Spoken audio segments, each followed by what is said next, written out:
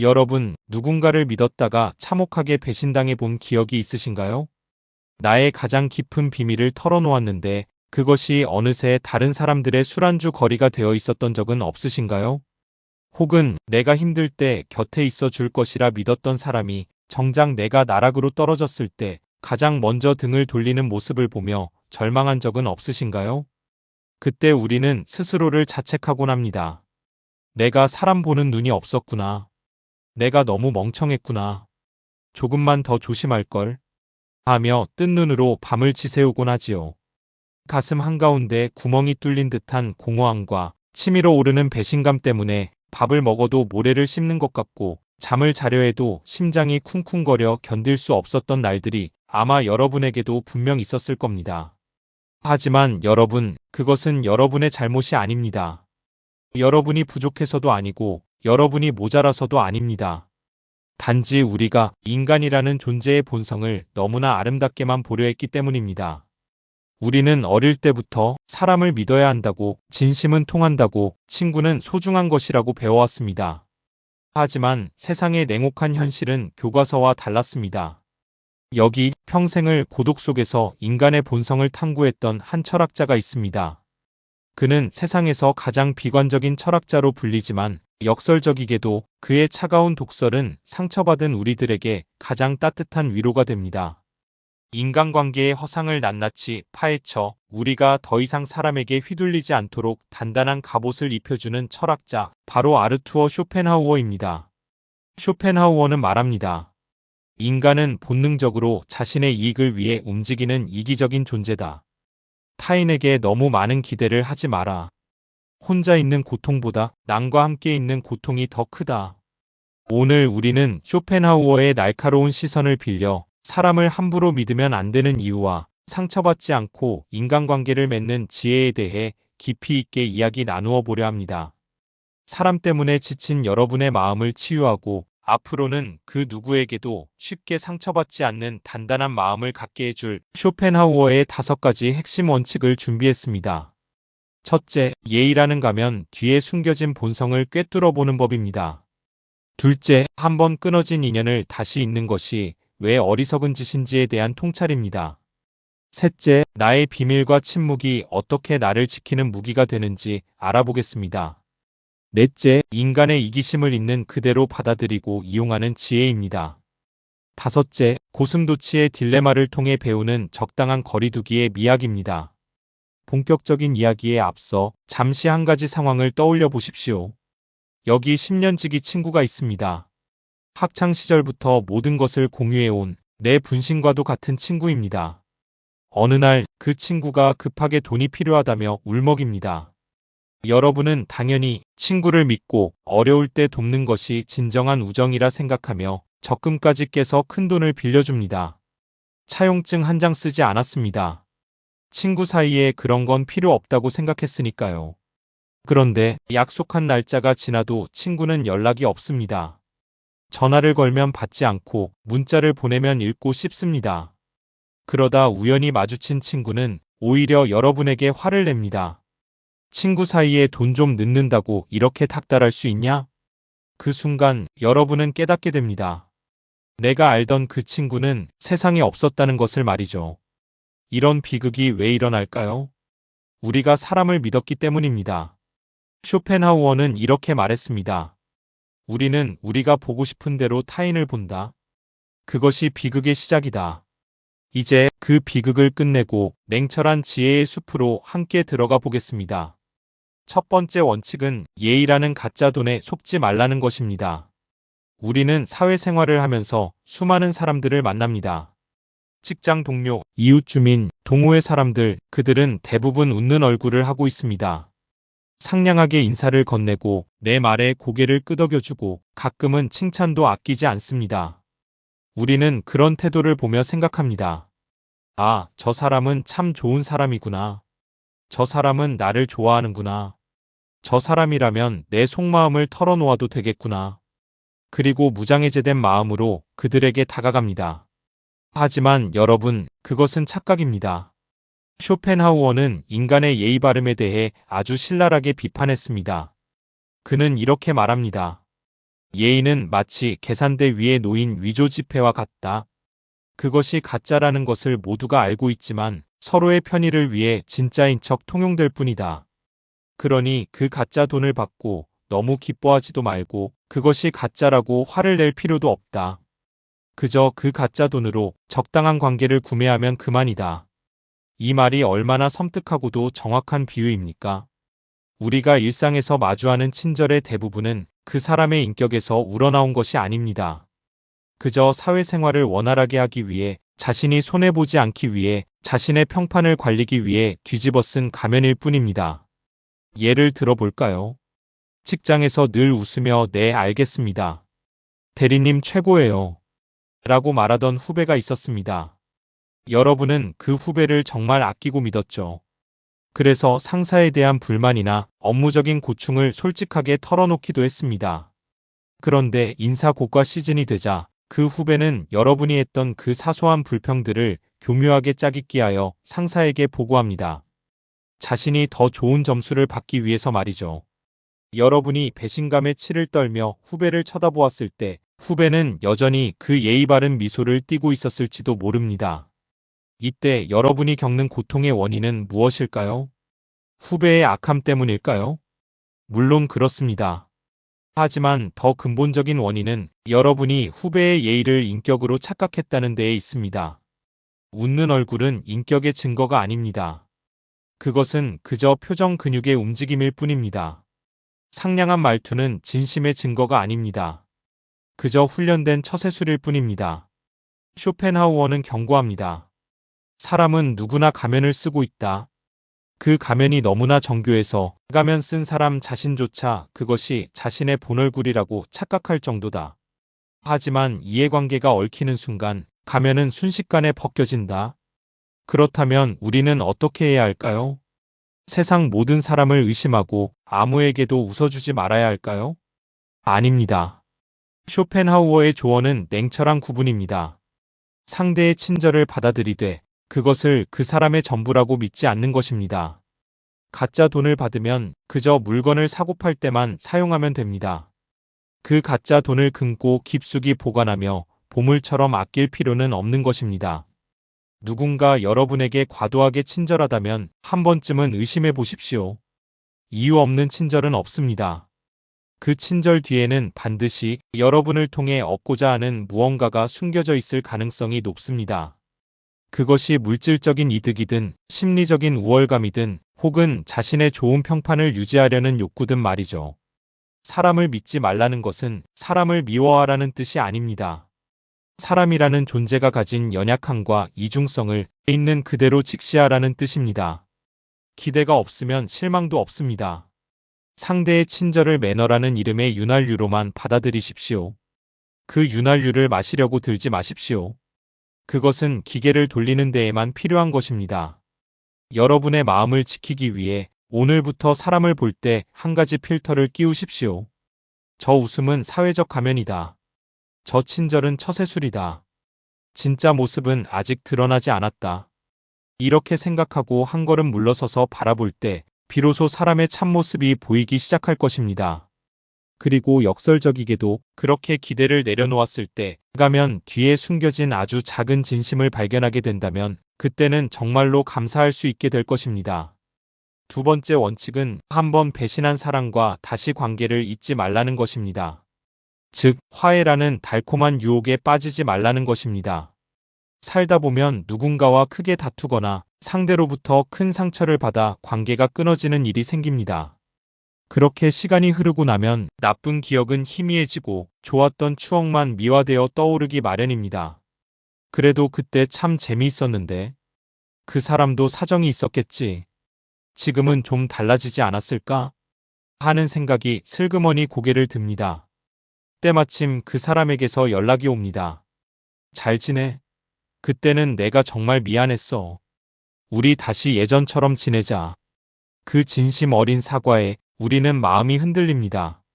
사람은 누구나 실수할 수 있다고 용서하는 것이 성숙한 어른의 태도라고 스스로를 설득하며 다시 그 손을 잡습니다. 하지만 쇼펜하우어는 이런 행동을 두고 미친 짓이라고 단언합니다. 그는 아주 단호하게 말합니다. 한번 절교한 친구와 화해하는 것은 내가 버린 쓰레기 봉투를 다시 집 안으로 들고 들어오는 것과 같다. 그 사람은 반드시 똑같은 이유로 당신을 또다시 배신할 것이다. 왜냐하면 사람의 성격은 변하지 않기 때문이다. 쇼펜하우어 철학의 핵심 중 하나는 성격 불변의 법칙입니다. 그는 사람의 타고난 성격과 기질은 죽을 때까지 결코 변하지 않는다고 보았습니다. 교육이나 환경, 혹은 자신의 의지로 행동을 조금 수정할 수는 있어도 그 밑바닥에 깔린 본성은 그대로라는 것이죠. 예를 들어 돈 문제로 여러분을 속였던 친구를 생각해 보십시오. 그 친구가 눈물을 흘리며 사과하고 다시는 그러지 않겠다고 맹세합니다. 그 눈물은 진심일 수 있습니다. 그 순간만큼은 정말로 후회하고 있을 수도 있습니다. 하지만 그 친구의 내면에 있는 돈에 대한 탐욕과 친구보다 자신의 이익을 우선시하는 기질은 눈물 몇 방울로 씻겨 내려가는 것이 아닙니다. 그 상황과 비슷한 조건이 다시 만들어지면 그 친구는 자석에 이끌리듯 똑같은 선택을 하게 됩니다. 그것이 바로 본능이고 성격입니다. 과수원에 사과나무가 있습니다. 작년에 신 사과가 열렸던 나무에서 올해 갑자기 단 배가 열릴 수 있을까요? 아무리 비료를 주고 정성을 다해 가꾸어도 사과나무에서는 사과가 열리고 신 사과가 열리는 유전자를 가진 나무는 계속해서 신 사과를 맺습니다. 사람도 마찬가지입니다. 배신의 열매를 맺었던 사람은 시간이 지나면 또다시 배신의 열매를 맺습니다. 쇼펜하우어는 말합니다. 우리가 누군가를 용서하고 받아들이는 것은 자비로움 때문이 아니라 혼자 있는 고독을 견디지 못하는 나약함 때문이다. 우리가 화해를 하는 진짜 이유는 그 사람이 그리워서가 아니라 내 곁에 빈자리가 쓸쓸해서 혹은 남을 미워하는 내 마음이 괴로워서인 경우가 많습니다. 하지만 그 대가는 혹독합니다. 다시 받아준 그 사람은 처음에는 조심하는 척하겠지만 속으로는 이렇게 생각할 것입니다. 아, 이 정도 잘못은 해도 용서받는구나. 이 사람은 나를 떠나지 못하는구나. 그리고 다음번에는 더 대담하고 더 잔인한 방식으로 여러분에게 상처를 줄 것입니다. 그때 가서 땅을 치고 후회해봤자 소용없습니다. 사람은 고쳐 쓰는 게 아니다라는 옛말은 수천 년의 경험이 축적된 진리입니다. 물론 용서는 필요합니다. 하지만 용서와 화해는 다릅니다. 용서는 내 마음에서 독을 빼내는 작업입니다. 상대를 미워하는 마음을 놓아버림으로써 내 영혼을 자유롭게 하는 것입니다. 하지만 화해는 그 독을 다시 내 품에 안는 것입니다. 마음으로 용서하되 관계는 끊어내야 합니다. 그것이 나를 지키는 길입니다. 쇼펜하우어는 우리에게 차가운 조언을 건넸습니다. 어떤 사람이 당신에게 보여준 성격의 일면은 빙산의 일각이다. 그가 한 번 보여준 행동은 앞으로 1000번, 10,000번 반복될 것이다. 그러니 그를 바꾸려 하지 말고 그저 그가 그런 사람이라는 사실을 데이터로 저장해 두라. 그리고 조용히 거리를 두라. 여러분을 아프게 하고 떠난 인연이 다시 돌아오려 할 때 문을 열어주지 마십시오. 인터폰 화면으로 그 얼굴을 확인하는 것조차 하지 마십시오. 그저 없는 사람 취급하는 것, 그것이 여러분의 남은 인생을 평온하게 만드는 최고의 지혜입니다. 과거의 실수를 반복하지 마십시오. 여러분은 더 좋은 사람을 만날 자격이 있고 무엇보다 나쁜 사람과 함께하느니 혼자서 고고하게 지낼 자격이 충분한 사람입니다. 세 번째 원칙은 비밀은 묻어두고 침묵을 무기로 삼으라는 것입니다. 우리는 살면서 답답한 일이 생기면 누군가에게 털어놓고 싶어 합니다. 임금님 귀는 당나귀 귀라고 외쳤던 옛날 이야기의 주인공처럼 마음속의 비밀을 발설하고 싶은 욕구는 인간의 본능에 가깝습니다. 그래서 친한 친구를 불러내 술 한 잔을 기울이며 남편의 흉을 보기도 하고 시댁이나 처가의 문제를 이야기하기도 하고 직장 상사의 뒷담화를 하기도 합니다. 심지어는 나만의 약점이나 부끄러운 과거까지도 너만 알고 있어라는 단서와 함께 털어놓습니다. 이야기를 하고 나면 속이 시원해지는 것 같습니다. 상대방이 내 편을 들어주며 맞장구를 쳐주면 우정이나 동료애가 더 깊어진 것 같은 착각도 듭니다. 하지만 여러분, 그 순간이 지나고 집에 돌아가는 길에 왠지 모를 찝찝함과 불안함을 느껴본 적 없으신가요? 아, 내가 말을 너무 많이 했나? 그 친구가 딴 데 가서 말하면 어떡하지? 쇼펜하우어는 이러한 우리의 태도에 대해 엄중하게 경고합니다. 너의 비밀을 너 스스로도 지키지 못해 남에게 털어놓으면서 어떻게 남이 그 비밀을 지켜주기를 바라는가? 비밀은 말하는 순간 이미 비밀이 아니다. 그것은 너를 겨누는 화살이 되어 반드시 되돌아온다. 이 말의 의미를 깊이 새겨야 합니다. 내가 내 입단속을 못했는데 타인이 내 비밀을 지켜줄 의리는 어디에도 없습니다. 여러분이 믿었던 그 절친에게도 또 다른 절친이 있습니다. 그 친구는 여러분의 비밀을 자신의 친구와 친해지기 위한 선물로 제공할 것입니다. 이건 정말 비밀인데 너만 알고 있어. 라는 말과 함께 말이죠. 그렇게 비밀은 꼬리에 꼬리를 물고 퍼져나가 결국 온 동네 사람들이 나의 치부를 알게 됩니다. 더 무서운 것은 그 비밀이 나중에 나를 공격하는 무기가 된다는 사실입니다. 지금은 사이가 좋은 친구라 할지라도 언제 어떻게 관계가 틀어질지 아무도 모릅니다. 인간관계는 생물과 같아서 시시각각 변합니다. 여러분이 털어놓은 약점은 둘 사이가 나빠졌을 때 여러분을 가장 아프게 찌를 수 있는 날카로운 칼이 되어 상대의 손에 쥐어집니다. 내가 너 그럴 줄 알았다. 옛날에도 그런 짓 했다며?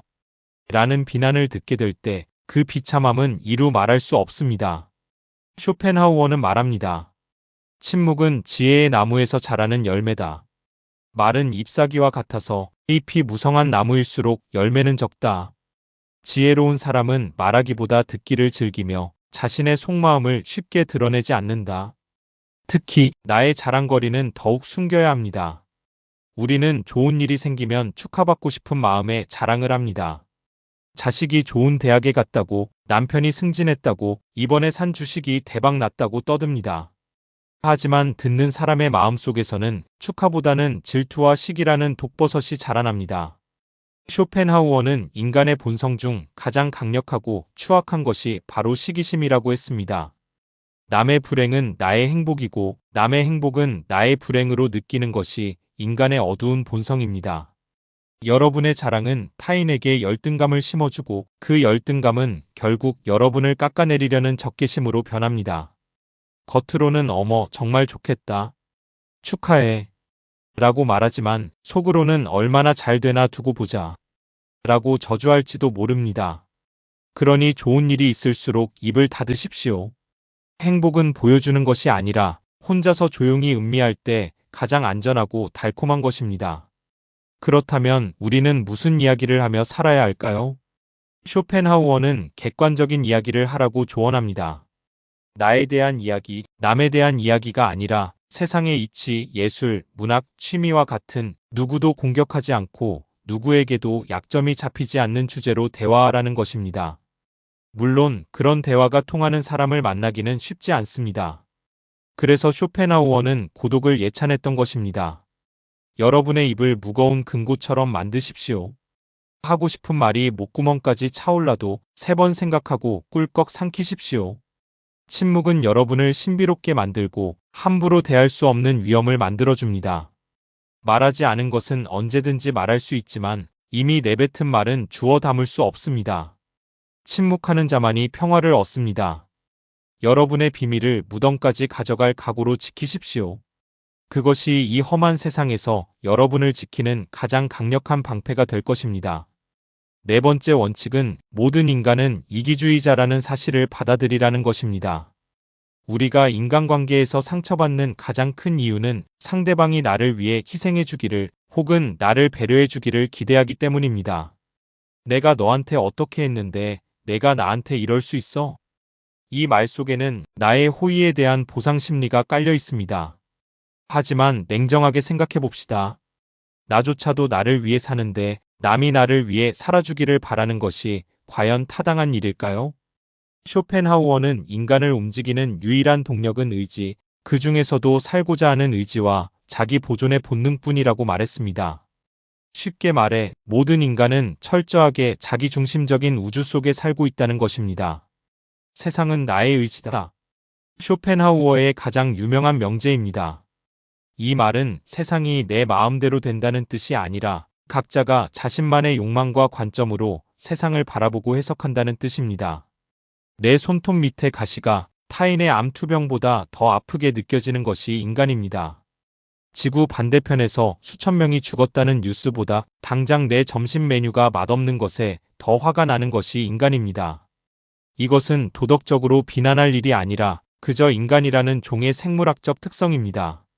어떤 사람이 여러분을 돕는다면 그것은 여러분을 사랑해서가 아니라 여러분을 돕는 행위가 자신에게 기쁨을 주거나 나중에 돌아올 보상을 기대하거나 혹은 자신의 도덕적 우월감을 충족시키기 위함일 가능성이 큽니다. 순수한 이타심이란 존재하기 어렵습니다. 부모 자식 간의 사랑조차도 유전자를 퍼뜨리려는 본능이 기저에 깔려 있다고 쇼펜하우어는 분석합니다. 이 차가운 진실을 받아들이면 오히려 마음이 편해집니다. 타인의 이기적인 행동에 대해 화를 내는 대신 그래, 저 사람은 저 사람의 이익을 위해 최선을 다하고 있구나 하고 이해하게 됩니다. 마치 고양이가 쥐를 잡는 것을 보고 잔인하다고 욕하지 않는 것처럼 말이죠. 고양이는 그저 고양이의 본능대로 행동할 뿐이니까요. 여러분이 공경에 처했을 때 주변 사람들이 썰물처럼 빠져나가는 것을 경험해 보셨을 겁니다. 그때 너무 슬퍼하지 마십시오. 그들은 그저 자신의 생존과 자신의 안위를 위해 움직이는 것뿐입니다. 여러분이 잘 나갈 때 사람들이 모여드는 것도 여러분의 인격이 훌륭해서가 아니라 여러분 곁에 있으면 콩고물이라도 떨어질 것이 있다는 계산 때문입니다. 이 원칙을 실생활에 어떻게 적용해야 할까요? 누군가에게 부탁을 하거나 협상을 할 때 상대의 동정심이나 의리에 호소하지 마십시오. 그것은 가장 약한 호소입니다. 대신 상대의 이기심을 자극하십시오. 이 일을 하면 당신에게 어떤 이득이 되는지를 명확하게 보여주십시오. 내가 힘들니까 도와줘가 아니라 나를 도와주면 너에게 이런 이익이 생겨라고 말해야 사람은 움직입니다. 이것이 인간을 움직이는 레버레버입니다.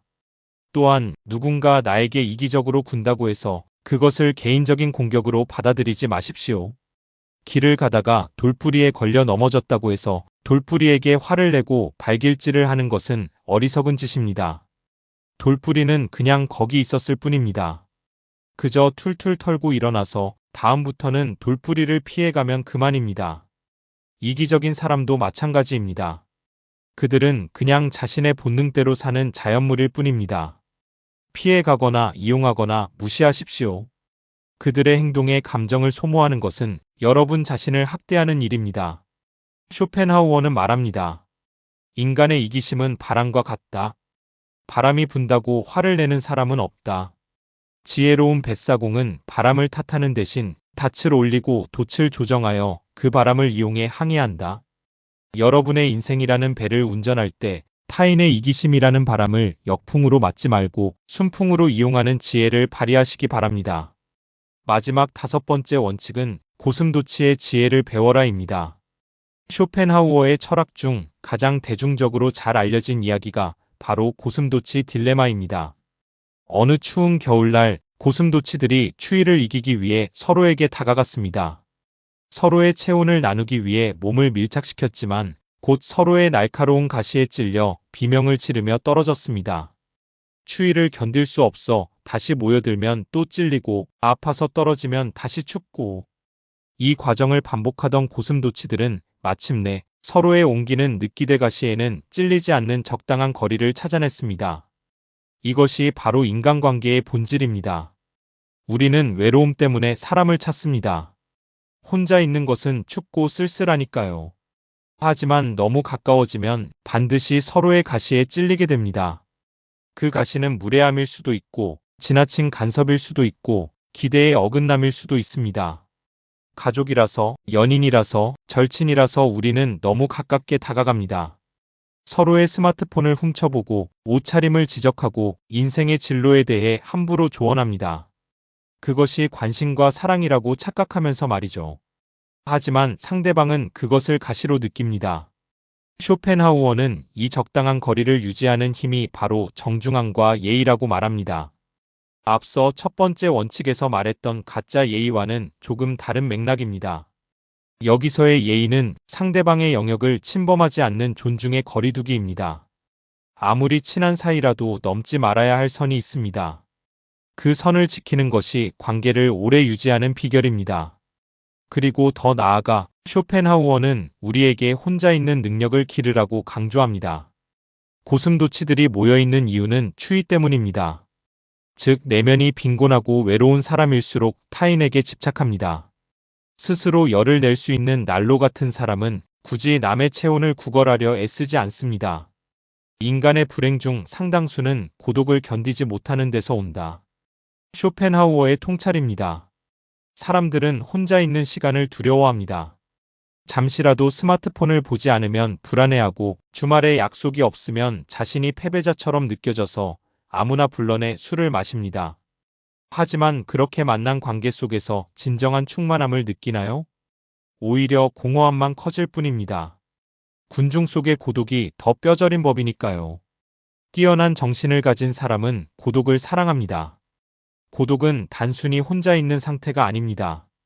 나 자신과 대화하는 시간이고 내 내면의 뜰을 가꾸는 시간이며 타인의 시선에서 해방되어 진정한 자유를 누리는 시간입니다.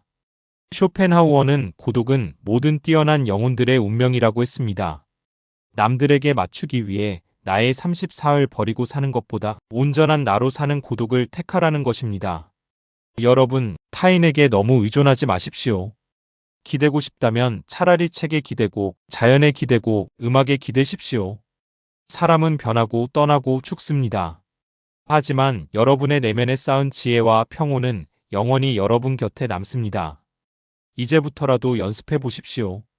누군가와 밥을 먹지 않으면 불안한 마음을 내려놓고 혼자서 천천히 식사하며 재료 본연의 맛을 느껴보십시오. 누군가와 떠들지 않으면 심심한 입을 다물고 혼자 산책하며 바람의 소리를 들어보십시오. 그렇게 혼자서도 충분히 행복할 수 있을 때 역설적이게도 타인과의 관계도 좋아집니다. 내가 바로 서야 남도 나를 존중하는 법입니다.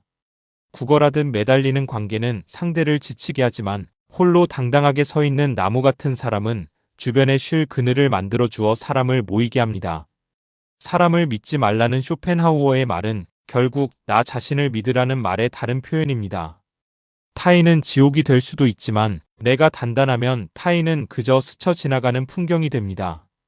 적당한 거리를 두고 가끔 손을 흔들어 인사하고 서로의 온기가 필요할 때만 잠시 곁을 내어주는 지혜. 그것이 고슴도치인 우리가 이 추운 세상을 따뜻하고 안전하게 살아가는 방법입니다. 자, 여러분.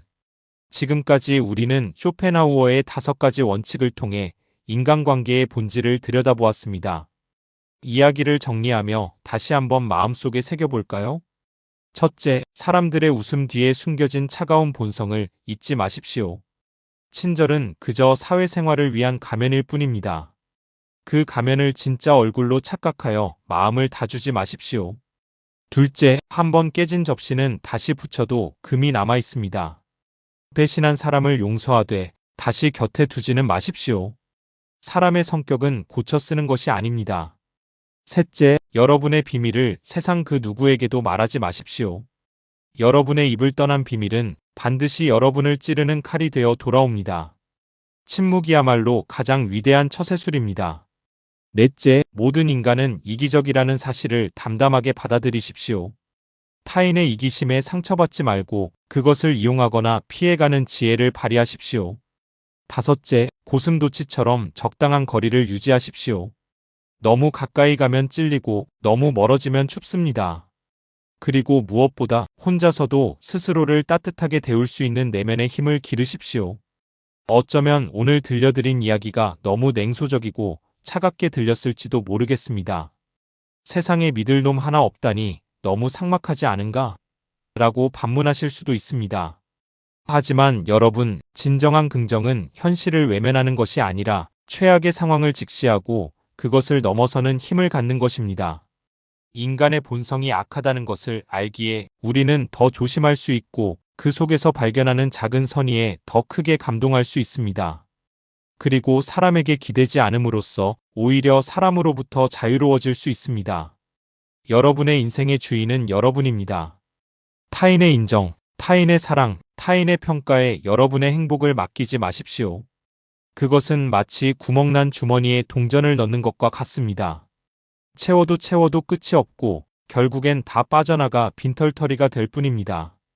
쇼펜하우어는 말년에 자신의 애완견 아트만과 함께 산책하며 그 누구보다 평온하고 행복한 삶을 살았다고 합니다. 그는 세상을 혐오했지만 동시에 세상을 관조하며 깊은 지혜를 길어 올렸습니다. 그가 남긴 이 말들을 여러분의 가슴속 등불로 삼으시길 바랍니다. 우리는 다른 사람과 같아지기 위해 우리 인생의 34을 버리고 있다. 이제 더 이상 버리지 마십시오. 남에게 맞추려 애쓰지 말고 사람 때문에 울지 말고 여러분의 온전한 모습 그대로 고독하지만 자유로운 영혼으로 살아가십시오. 오늘 밤은 전화번호부의 수많은 이름들 대신 거울 속에 비친 여러분 자신의 눈을 깊이 들여다보는 시간을 가져보시면 어떨까요? 그동안 사람들에게 맞추느라 믿었던 사람에게 배신당하느라 정말 고생 많았다. 이제는 내가 너의 가장 좋은 친구가 되어줄게. 라고 스스로에게 말을 걸어주십시오. 그 어떤 배신도 그 어떤 이별도 침범할 수 없는 가장 단단하고 영원한 친구는 바로 나 자신입니다. 여러분이 스스로와 가장 친한 친구가 되는 그날까지 이 지혜의 말들이 여러분의 곁을 지키는 든든한 방패가 되기를 바랍니다. 오늘의 이야기가 사람 때문에 다친 여러분의 마음에 작은 연고가 되었기를 바랍니다. 이 이야기가 여러분에게 깊은 울림을 주었다면 구독과 좋아요로 함께해 주세요. 여러분의 사색과 성장을 응원합니다. 감사합니다.